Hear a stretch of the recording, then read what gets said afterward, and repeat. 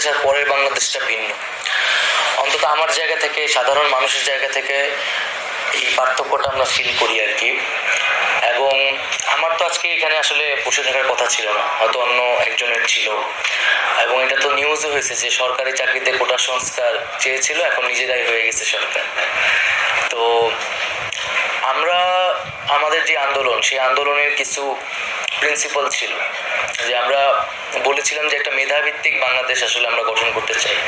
তাই আমরা মনে করেছিলাম যে সরকারি চাকরিতে মেধাটা প্রায়োরিটি থাকা উচিত।